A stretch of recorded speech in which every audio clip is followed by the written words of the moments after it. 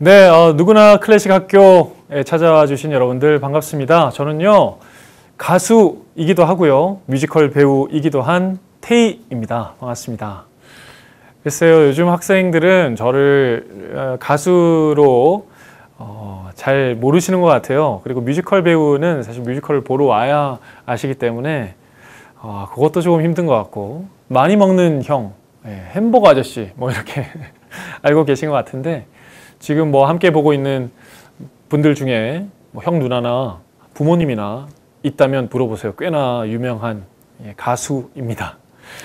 제가 가수로 한 10년 동안 지내오다가 뮤지컬 배우가 된 계기가 있어요. 그 계기 안에 클래식, 특히 성악에 대한 굉장한 이유가 같이 녹여져 있습니다. 그래서 그런 것에 대해서 이야기를 드릴까 해요.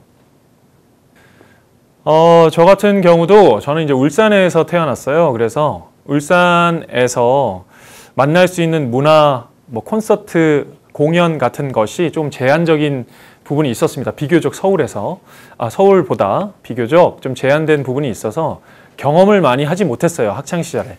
그래서 뮤지컬이 뭔지, 클래식이 뭔지 실감하지 못하고 체감하지 못한 채로 가수가 됐습니다. 어른이 돼서. 그리고 이제 서울에 올라와서 여러 음악 하시는 분들, 특히 이제 클래식 음악 하시는 분들, 뮤지컬 배우들 만나게 된 건데, 솔직하게 말하면 여러분, 뮤지컬하고 클래식 저도 너무 어려웠어요. 너무너무 어려워서 클래식은 뭔가 공부를 해야만 할 것 같은 압박감이 있어서 좀 불편했고요. 뮤지컬 같은 경우는 제가 이제 가요를 부르다 보니까, 발라드를 부르다 보니까 말하듯이 노래를 하는, 무대 위에서 노래를 하는 그 모습이 어색하더라고요. 보고 있는데 이건 조금 더 노래스럽게 불러야 되지 않나? 왜 노래도 말도 아닌 중간 즈음을 부르지? 뭐 이런 의심을 가지고 그렇게 즐기지 못했던 것 같아요. 그런데 세상은 아는 만큼 즐겁다라는 얘기 들어보셨어요? 네. 조금 알고 나니까, 조금 체감하고 나니까 즐거운 장르가 클래식이고 또 뮤지컬이더라고요. 일단은 제가 이제 가수로 10년 정도 활동을 하다가 뮤지컬 배우로 도전하게 된 계기를 말씀드릴게요. 그 계기 안에는 클래식이 있습니다. 10년 전에 자료를 찾아보면 나올 겁니다. 2011년에 오페라 스타라는 케이블 프로그램에서 클래식, 특히 이제 성악에 도전할 수 있는 그런 프로그램이 생겼어요. 거기에 기존 가수들, 저를 포함한 많은 가수분들이 성악을 일주일 안에 한 곡씩 배워서 관객이 있는 무대에서 생방송으로 노래를 부른 뒤에 투표로 이제 승자를 계속 찾아가는, 요즘 오디션 방식이랑 비슷한데 조금 특별한 것은 클래식한 성악을 공부하고 익히고 무대에 선다라는 특별한 방식이었는데요. 그곳에 제가 도전하게 됐습니다. 그래서 그 성악에 대해서, 특히 오페라라는 클래식 음악을 가지고 극을 만드는, 뭐 다시 설명을 하자면 클래식 음악을 만들었던 분들이 만든 뮤지컬이라고 표현하면 좀 가까울까요? 예전에는 뮤지컬이라는 장르가 없었기 때문에 이 오페라라는 장르가 뮤지컬 역할을 했었어요. 그래서 관객들 앞에서 성악하시는 분들이 이렇게 드라마로 연기도 하면서 노래를 하는 그 오페라에 대한 이해를 그 프로그램을 통해서 제가 하게 된 거죠. 레치타티보, 지금부터 말하는 단어들은 생소할 수 있지만 여러분 공부하실 필요 없어요. 레치타티보라고 그 뮤지컬에서 말하듯이 뭔가 멜로디인지 대사인지 모를 정도의 이렇게 말하듯이 설명하는 구간이 있습니다. 그걸 레치타티보라는 명칭으로 쓰는데, 그것에 대한 이해를 제가 하기 시작한 거예요. 예를 들어 별은 빛나건만이라는 오페라가 있습니다. 그 노래에 벨루체 발레스텔레 에도레짜 바라테라 뭐 이렇게 시작하는 구절 이렇게 중얼중얼하는 듯하게 시작하는 부분이 있거든요. 이 부분이 박자도 모르겠고 음정도 모르겠는 거예요. 그래서 조금 생소하다 생각을 했는데, 그것이 말하듯이, 그리고 뒤에 이제 노래 부분이 나옵니다. 들었을 때 이제 노래다 라고 체감할 수 있는 오 돌체바치오 랑귀데 까레체 그렇게 이제 노래를 시작하는 부분을 아리아라고 하는데 아리아는 들어보셨죠? 아리아. 그 아리아가 나올 때 이제 그 감정이 우리 마음속에 편안하게 전달이 되는구나 하는 그 안정감도 주면서 그 앞에 레치타티보라는 말하듯이 설명하는 본인의 이야기를 하는 그 구간과 아리아의 이 조합이 이해가 되기 시작한 거예요.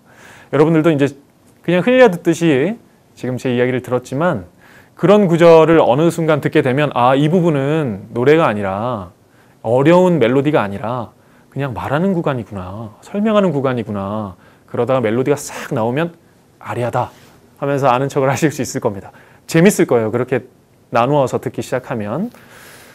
그게 이해가 되니까 성악이라는 어떤 발성적인 부분도 너무 재밌었고 오페라에 대한 이해도 생기고 그리고 조금 생소하고 개인적으로는 불편했던 뮤지컬을 보러 갔는데 모든 게 다 재밌어진 거예요. 아, 이 부분은 그래서 저렇게 불렀구나. 그리고 노래를 아리아를 다시 싹 부를 때는 우와 너무 잘한다. 이제 이 잘하고 못하고의 구분이 조금 더 세분화돼서 아 이걸 레치타티보를 잘했다. 아리아를 잘했다. 뭐 이렇게 판단이 되면서 굉장히 재밌어졌습니다. 그런 구분을 가지고 여러분들도 경험하게 될 때 그 두 가지만 생각하시고 보시면 조금 더 재밌지 않을까라는 생각으로 말씀을 드렸어요.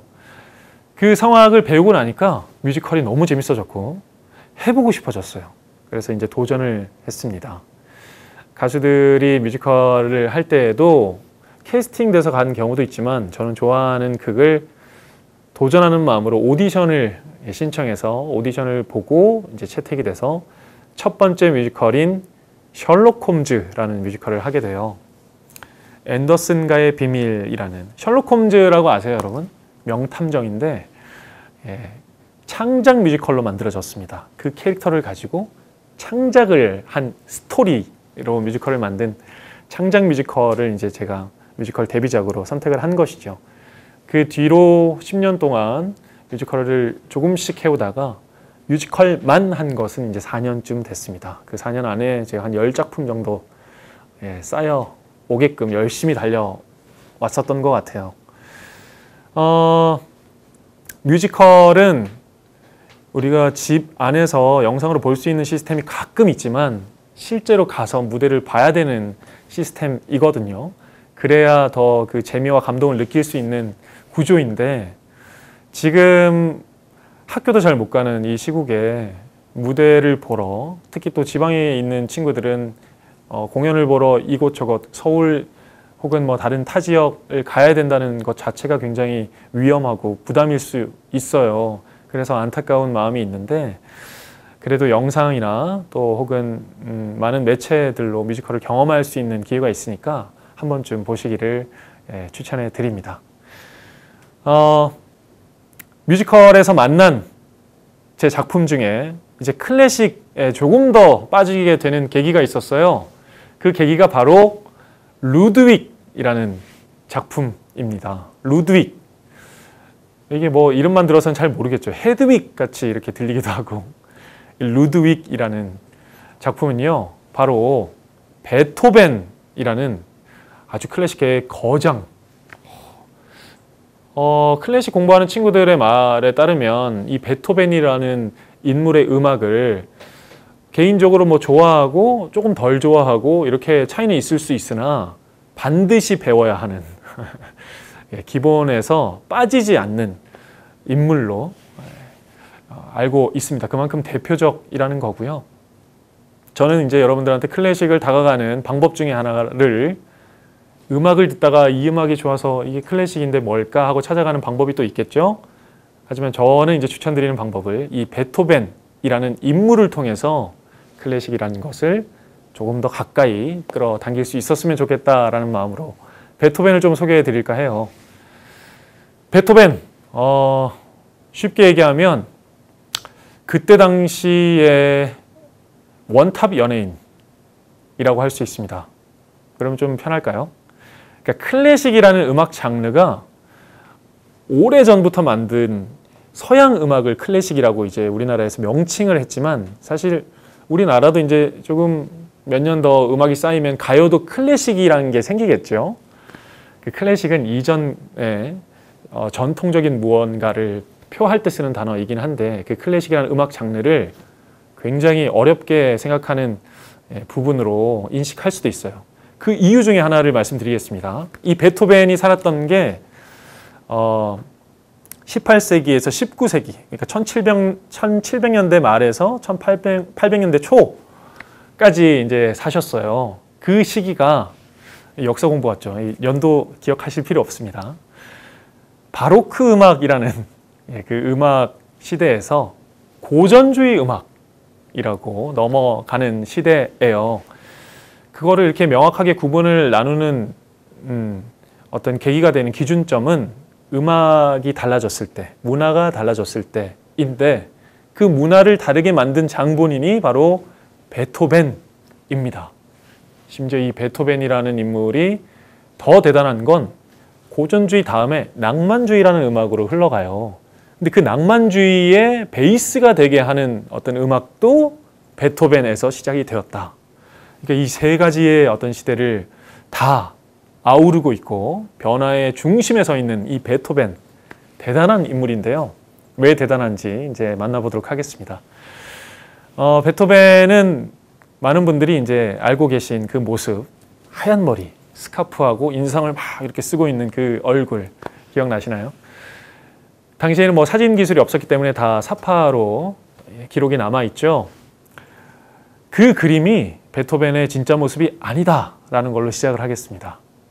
네, 굉장히 미화된 그림이라고 해요. 실제 모습은 실제로 만났을 때 너무 무서운 인상에 키도 작고 또 왜소한 체구, 왜소하다고 할 수 있나? 뭐 이렇게 배는 또 이렇게 나왔다라는 그림도 있습니다. 여러 가지 이야기가 있지만 어쨌든 멋있다.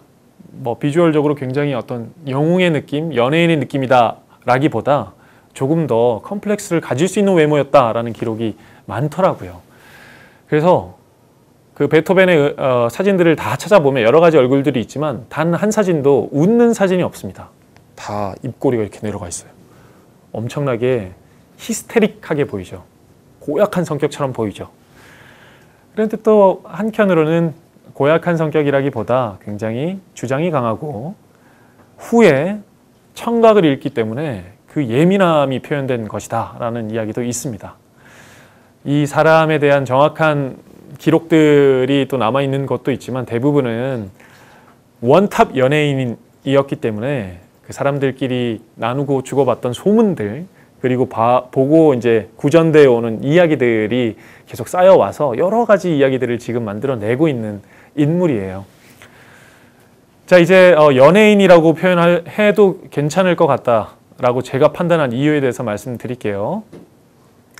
그 외모를 가진 이 베토벤이라는 무서운 인물, 무서운 인상의 인물이 어릴 때는 아버지가 성악가였어요. 그런데 뭐 엄청 잘 나가는 성악가는 아니고 비교적 그냥 음악으로 먹고 살 정도도 될까 말까 하는 실력의 성악가였는데 할아버지가 궁정의 음악가였습니다.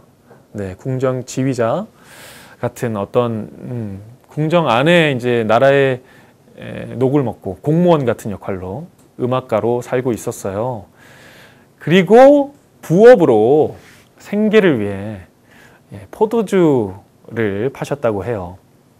자, 음악을 하면 대단하고 음악을 하면 늘 멋있는 옷에 늘 화려하게 클래식 음악하면 다 잘 살 것 같은 귀족의 느낌이지만 실제로 당시에 할아버지 세대니까 바로크 음악 시절의 음악가들은 귀족이 아니었어요. 귀족들과 함께 생활하는 문화권이었지만 귀족은 아니고 귀족들이 이런 음악을 만들어줬으면 좋겠다라고 주문을 하면 그걸 기능적으로 받아서 멋있게 음악으로 만들어주는 기능사의 자격이라고 보시면 될 것 같아요. 그래서 귀족들의 어떤 저택에 하수구에서 살아가야 되는 음악인들이 많았고요. 실제로 악기를 연주하는 오케스트라를 모집하는 공고를 보면 당시에 뭐 예를 들어 바이올린을 할 줄 알고 요리를 할 줄 아는 사람 구함, 이라고 할 정도로 음악에만 집중할 수 있는 그것만 이렇게 대단하다라고 칭송해 줄 수 있는 분위기가 아니었던 거죠. 이 베토벤은 많은 시기가 있었는데 어릴 때에는 아버지의 엄청나게 고된 교육 아래서 막 다락방에 가둬서 어떤 그 미션을 성공하지 않으면 문을 열어주지 않았다. 그리고 매질을 했다. 엄청나게 또 상처를 많이 주면서 엄하게 길렀다라는 이야기들이 많은데, 근데 당시의 이야기 공부를 해보니까 당시에는 모든 음악가의 아버지들이 다 그렇게 매질을 했대요. 그 매질이라는 게 이제 막 이렇게 몸이 다칠 정도로 때리면 아주 잘못되는 거지만, 저 어릴 때도 학원 다닐 때 잘 못 치면 이렇게 회초리 같은 걸로 손가락 같은 데 이렇게 탁 맞고 이랬거든요. 지금은 안 그러죠. 그런 매질, 조금 더 뭐랄까 마음을 다잡게 하는 매질이 당시에는 만연했고 당연한 것처럼 그렇게 교육의 일환으로 쓰였나 봐요. 물론 더 자세히 들어가면 지금 시간이 짧아서 다 이야기를 못하지만 이 아버지는 사기꾼이기도 하고 많은 잘못을 저지른, 사실은 조금 불행한 인생을 사는 아버지였고요. 그 아버지 밑에서 엄격한 교육 아래에서 피아노를 쳤던 베토벤은 어릴 때부터 신인 연예인처럼 연주로 거의 이름을 날립니다. 당시에는 그 피아니스트들이 1대1로 누가 연주를 잘하는지 배틀을 붙는 형식이 많았다고 해요. 그래서 이 귀족들이 누가 연주를 잘한다더라. 그러면 이제 그 이야기들이 막 이렇게 서민층에도 다 퍼지고 누가 요즘은 음악을 최고 잘한다더라. 그게 마치 지금 연예인처럼 누가 노래를 제일 잘해, 누가 춤을 제일 잘 춰, 누가 가장 예뻐, 멋있어, 이런 가십거리들이 되는 거죠. 그 대단한 연주가 중에 베토벤이 어린 시절부터 엄청난 연주가로 이름을 날립니다. 실제로 일화를 보면 살롱에서 당대 잘 나가는 피아니스트들이 와서 테마를 하나를 던져줘요. 예를 들면 모차르트 아시나요? 베토벤보다 조금 앞에 있었던 아주 유일무이한 천재 작곡가인 모차르트가 있었습니다. 이분이 원래 원탑 연예인이었죠. 근데 그 원탑 연예인을 다음 세대를 이을 신인 연예인으로 베토벤이 있었고요. 그 베토벤 연주 배틀에 모차르트의 음악을 하나 테마로 던져주면 이걸 즉흥으로 변주라고 해요. 원래 멜로디를 조금 바꿔서 사람들이 들었을 때 우아할 정도의 어떤 음악적인 변주를 해서 하는 그 즉흥 연주의 달인이었다고 합니다. 그래서 베토벤이 한 번, 도전자가 한 번 이렇게 연주하면 귀족들이 박수치고 누구 음악이 더 좋았다 이게 이제 실시간으로 체감으로 승부가 나는 거죠. 지금으로 따지면 힙합 같은 걸 할까요? 서로 디스 배틀 같이 오, 예 하면 누가 이겼는지 사실은 그 내용만 듣고도 알게 되잖아요. 당시에는 그것을 피아노 연주로 했다라고 합니다. 그 정도로 연주에 아주 뛰어난 베토벤, 이 젊은 시절을 보내다가 연주를 뛰어넘어서 이제 곡을 쓰기 시작하는데 그 곡도 인정을 받기 시작합니다. 그 곡을 또 배울 수 있었던 스승님은 앞서 말씀을 드렸던 바로크 시대의 하이든이라는 대 작곡가에게 배우기 시작하죠. 그 뒤에 아쉽게도 20대 중에 20대 말 즈음에 청력에 문제가 생겨요. 이건 정말 상상할 수도 없는 일인데 청력에 문제가 생겨서 아마 청력이 괜찮았으면 작곡도 계속 잘했을 거지만 연주자로서도 대단한 이름을 날렸을 텐데 들리지 않으면 연주하는 데는 많은 지장이 생기잖아요. 우리가 말을 하는데 내 목소리가 들리지 않으면 이 말하는 직업을 가지기가 힘들듯이 청력을 크게 다치게 되고 그때부터 상실감에 빠져서 엄청난 좌절감 속에 살아가게 됩니다. 그때 심지어 유서를 썼다 해서 그 유서가 있어요. 너무너무 괴로워서 유서를 썼는데 다행히 유서만 쓰고 큰 일을 저지르지는 않았습니다.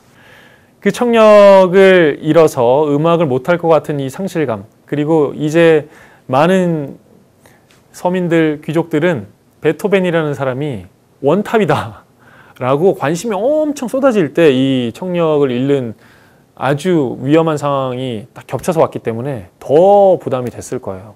앞으로 더 무언가를 보여줘야 되는데 귀가 안 들린다는 이야기를 할 수도 없고, 그래서 귀가 안 들림에도 불구하고 어떤 공연을 거짓말로 나 괜찮아, 그런 소문 있지만 난 괜찮아, 보여주겠어 하면서 무대에 오릅니다. 그리고 지휘를 시작하죠. 하지만 어떻겠어요.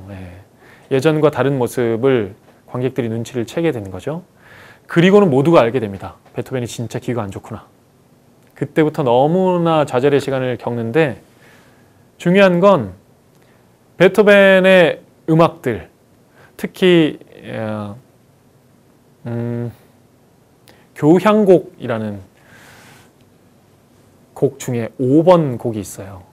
전 세계에서는 그냥 5번이라고 넘버를 이야기를 합니다. 5번째로 만든 교향곡이라는 거죠. 그 5번 교향곡 이후에 엄청난 곡들을 9번까지 썼는데 모든 게 다 청력이 안 좋고 난 뒤에, 그러니까 들리지 않는데 곡을 쓰기 시작한 거예요. 대단한 거죠. 여기까지를 알고 계신 분들은 아니 그 베토벤이니까 가능한 거 아니에요. 그 사람은 원래 태어날 때부터 뭐 신에게 재능을 받은 거 아닌가요?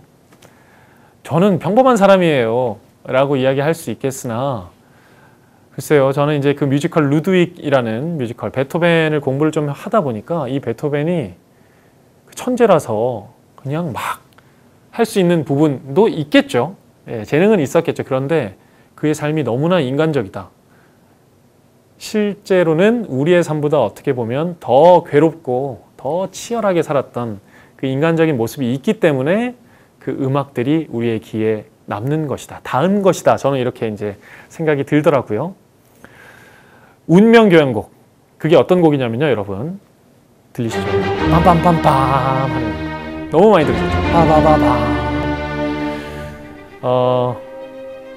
그 어렸을 때 피아노를 잘 쳤을 때도 모차르트처럼 치기를 바랬던 아버지의 엄청난 교육이 있었대요. 그래서 히스테릭하게 모차르트 언젠가 만날 수 있을까 이러다가 진짜 소문이 나서 모차르트를 만나게 된 거예요. 그래서 모차르트 앞에서 건반 연주를 막 했는데 모차르트가 너무 잘한다, 이 친구 분명히 큰 친구가 될 것이다, 비슷한 어떤 칭찬을 했대요. 이건 뭐 이야기입니다. 이야기예요. 그래서 이제 모차르트의 제자도 될 수 있고 함께 음악을 할 수 있는 상황까지 왔는데, 그때 노크 소리가 막 들려요. 문을 두드리는 소리가 쿵쿵쿵쿵 막 쾅쾅쾅쾅. 베토벤의 노크 소리는 반드시 안 좋은 이야기로 이어졌던 아주 불운한 운명이었습니다. 그 노크 소리를 두드렸던 사람이 전해준 이야기는 어머니가 위독하대. 그래서 그 공부를 더 할 수 있는 기회를 미뤄두고 다시 고향으로 내려가서 어머니의 간병을 했는데 금방 돌아가셔요. 그리고 그 장례를 다 치르고 다시 올라왔을 때는 모차르트가 죽었어요. 그러니까 이 가혹한 운명. 그래서 그 운명 교향곡을 들으면 그 빰빰빰빰이 노크 소리, 이 문을 두드리는 소리, 나에게 무언가 운명처럼 다가오는 그 소리를 모티브로 만들었다라는 설이 있습니다. 재밌죠? 네, 쾅쾅쾅쾅 이 문을 두드렸던 이 소리가 빰빰빰빰 이렇게 들렸던 거예요. 그래서 그 운명 교향곡 들으면 굉장히 좀 뭐랄까, 내 운명은 희망차라기보다 비극적인 느낌으로 시작을 합니다. 베토벤의 음악, 그러니까 그때 당시에는 그 음악들을 아까 말씀드렸던 것처럼 귀족들이 난 이런 음악이 필요해, 나 이번에 무도회를 할 거니까 춤출 수 있는 음악이 필요해, 나는 되게 중요한 사람을 만날 건데 고급스러운 분위기의 BGM이 필요해, 배경음악이 필요해, 이런 느낌으로 이제 곡을 주문을 하던 것을 베토벤은 성격이 그런 주문을 받고 했을 때도 있었지만 나중에 가서는 난 그냥 내 음악을 하겠어, 내 음악을 곡을 쓰고 내가 하고 싶은 이야기를 책으로 만들어서 그냥 사람들한테 팔아서 내가 그걸로 살겠어 라는 어떤 자주적인 모습을 실행을 하고 또 그게 가능할 정도의 인지도가 있었던 뮤지션입니다. 아까 엄청난 차이가 있죠. 귀족들이 본인들이 막 이렇게 얘기하면서 식사하면서 뭐 춤추면서 사교 활동을 하면서 늘 이렇게 들었던 클래식이 아니라 그런 걸 하다가도 베토벤이 하는 음악을 만약에 틀었다고 치면 빰빰빰빰 하니까 뭐야 빰빰빰빰 이렇게 되는 음악에 집중을 시킬 수 있는 파격적인 어떤 시도를 많이 했던 게 베토벤입니다. 이것도 굉장히 대단한 거예요. 그래서 귀족들한테만 음악을 한 게 아니라 계속 이렇게 음악을 많이 대중들한테 들려주다 보니까 어떤 효과가 일어났을까요? 잘 접하기 힘들었던 이 클래식이라는 장르, 그 당시에는 그냥 대중가요라고 할 수도 있겠죠. 그 음악 자체를 레코딩 기술이 없었기 때문에 라이브로만 만날 수 있는 이 라이브의 음악들을 이제 서민들도 생각보다 가까이 할 수 있었던 거죠. 그런데 사람이 다 똑같잖아요. 귀족이고 서민이고 듣는 거랑 뭐 이렇게 판단하는 거랑 크게 다르지 않단 말이에요. 그래서 귀족들의 어떤 권유물처럼 음악을 안다라는 어떤 그런 지식이 높은 멋으로 생각했던 것들이 일반 사람들한테도 똑같이 들리면서 판단할 수 있게 되고, 그리고 귀족들로 봤을 때는 베토벤의 음악을 이야기하는 사람들의 수준을 들어보니까 나는 조금 더 공부해야겠다 라는 어떤 반응을 불러일으킬 수도 있고요. 그래서 대체적으로 이 음악의 어떤 듣는, 즐기는 그 수준 자체가 올라갑니다. 그걸 시작을 하는 게 또 베토벤이에요. 그러니까 제가 이제 연예인이라고 표현을 할 수 있었던 것도 그런 거죠. 어떤 한 계층에게 사랑을 받았던, 인정을 받았던 학자가 아니라 진짜 이 음악으로 많은 사람들에게 사랑을 주고 충격을 주고 또 영향을 주었던 뮤지션이었던 겁니다. 그것을 이제 확인할 수 있는 한 예로 베토벤이 나중에 죽게 됐을 때 장례식이 열렸어요. 근데 그 장례식에 귀족들뿐만이 아니라 일반 평민들, 서민들의 장례 행렬이 엄청나게 길었습니다. 그래서 뭐 한 500m 정도 되는 그 생가에서 무덤으로 옮겨지는 거리인가요? 거의 한 500m 되는 데가 사람으로 가득 차서 그 운구를 그 베토벤의 어떤 몸을 옮길 수가 없었다 할 정도의 이야기가 있고요. 어마어마하게 사람이 많이 몰려 있는 그런 모습들을 확인할 수가 있었습니다. 그러니까 모두가 결국 그를 싫어하고 좋아하고의 취향을 떠나서 존중하고 존경했던 뮤지션이었던 거예요. 곡마다 이런 베토벤의 드라마의 이야기가 있습니다. 여러분들이 잘 아는 월강 소나타 들으시죠? 굉장히 플레이가 어려워요. 이게 아마 본인이 플레이어였기 때문에 어렵게 쓰기로 또 유명한 작곡가가 베토벤입니다. 이 피아노 연주, 이 소나타도 요 곡을 쓸 때까지 베토벤이 모태 솔로였어요. 그래서 어떤 한 여인에게 자기의 마음을 드러내는 방법으로 이 곡을 선물해 준 게 또 이 노래인데, 그 여자와 잘 됐느냐? 잘 안 됐습니다. 자, 그 연애 스토리에 대해서도 베토벤의 곡들하고 연결이 되니까 여러 가지 영화도 있어요. 불멸의 연인, 그걸 관람가가 어떻게 되나? 불멸의 연인 같은 영화들도 있고요. 그 이야기들이 굉장히 많으니까 찾아보면 재밌습니다. 베토벤의 러브 스토리도 꼭 한번 찾아보시라고 권유해드리고 싶어요. 그리고 연결된 그 음악들 들으면 재밌어요. 자, 루드윅이라는 뮤지컬을 제가 하면서 베토벤에 대해서 공부를 하게 됐고, 또 베토벤 관련 그의 음악과 또 다른 클래식에 대해서도 관심을 가지게 됐었는데요. 그 루드윅이라는 이름은 사실 그 루드비히 반 베토벤이라는 풀네임에서 그 앞에 루드비히를 루드윅이라고 별명처럼 불렀던 조카와의 이야기를 담은 뮤지컬입니다. 그러니까 음악적인 뮤지컬이라기보다는 그의 아주 일부분이지만 강렬했던 어떤 조카와 그 삼촌 베토벤에 관한 이야기들을 담은 뮤지컬인데요. 너무너무 가슴 아픈 이야기들이 많아요, 사실은. 하지만 그 모든 것을 이겨내고 혹은 되돌아봤을 때 우리의 인생 안에도, 여러분들의 어떤 생활 안에도 저 사람은 저렇게 힘든데도 불구하고 저렇게 어려웠는데도 불구하고 말도 안 되게 극복해내는구나. 그 힘은 어디에 있을까라고 조금 돌아볼 수 있는 어떤 부분들이 많이 있어요. 그래서 여러분들에게 드리고 싶은 말씀은 베토벤의 명언 많은데 그 중에 하나를 말씀드리면요. 베토벤이 곡을 어렵게 쓰니까 연주자들이 굉장히 힘들어했어요. 그럴 때 이 얘기를 했습니다. 연주를 틀리는 것은 괜찮은데 열정이 없는 것에는 핑계가 없다.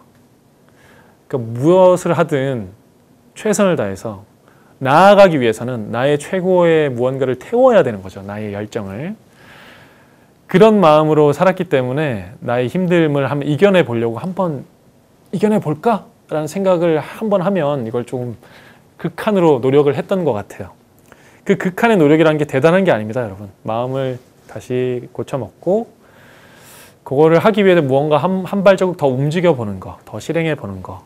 그게 어마어마한 그 어떠한 재산보다 어마어마한 재능이 될 거라고 제가 감히 아주 단호하게 말씀드릴 수 있어요, 여러분. 네.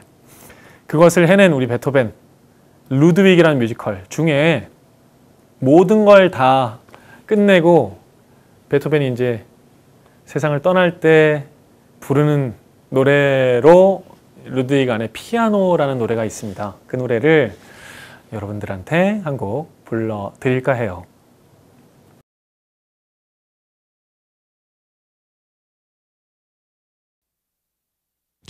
정적 소리 없는 침묵 빛을 잃은 검은 어둠 소름 돋는 두려움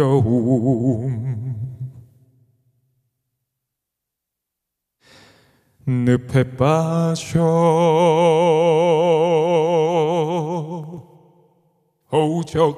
허우적거리며 침몰하는 나에게 말을 꺼내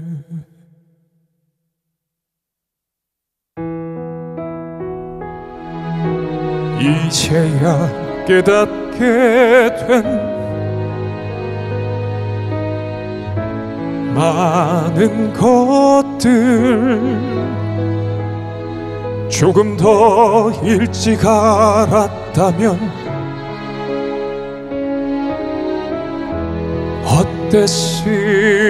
어땠을까 지나온 날들을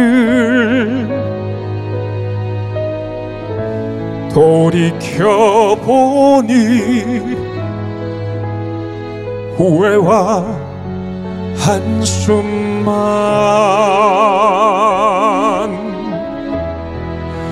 얼룩져 원망과 분노 속에 다락방의 피아노 귀만 잃은 게 아니라 마음마저 잃어 사랑은 집착으로 병들고 뒤틀려 이젠 아무도 없는 낡고 외로운 피아노 이제 한숨을 두고 떠나네 용서를 구하며 영원한 길로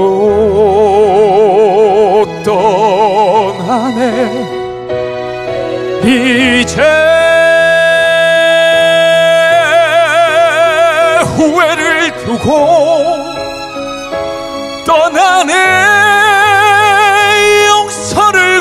구하며 이제 용서를 구하며 이제 영원한 길로 이제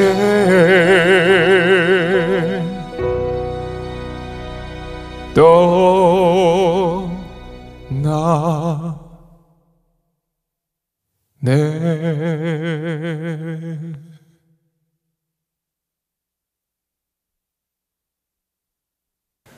네, 사실은 제가 지금 노래를 불렀지만 성악을 만났기 때문에 뮤지컬에 관심이 생겼고요. 지금 노래 부르는 거 들어보시면 뭔가 성악 같기도 하고 가요 같기도 하다 하잖아요. 반드시 뮤지컬을 할 때 성악을 해야지만 뮤지컬을 할 수 있는 건 아닙니다. 뮤지컬 배우를 꿈꾸거나 관심이 생기신 분들에게 말씀드리는 건요. 일단은 학창 시절 때에는 좋아하는 걸 즐기세요. 지금 무언가를 준비한다기보다 즐기세요. 그러니까 뮤지컬에 관심이 생겼으면 뮤지컬 관련 모든 것들 다 찾아보시고 즐기세요. 그래야 압니다. 어떤 부분이 뮤지컬의 매력적인지. 내가 혹은 배우가 된다면 나는 저 매력적인 부분을 잘해야겠다. 이런 기준점이 섭니다. 그런 취향과 기준점을 먼저 만들고 난 다음에 지금 엄청 많거든요. 뮤지컬 관련해서 배울 수 있는 곳들이. 그래서 그런 것들을 하나하나씩 찾아서 조금씩 훈련을 해보면 좋을 것 같아요. 그걸 먼저 느끼지 못하고 배우기 먼저 하면 그건 많이 힘들어지는 순서인 것 같습니다. 일단 여러분들 마음껏 즐기시고 마음껏 체감하시고 그리고 열정적으로 틀리는 거는 괜찮으나 열정이 없는 건 핑계가 없다. 기억하시죠? 열정적으로 무언가를 할 때 하는 그 마음을 키워보시길 바라요. 그러면 반드시 언젠가 저와 무대에서 만날 수 있을 것 같다는 생각 저 과감하게 전달해 드립니다. 곧 만나요.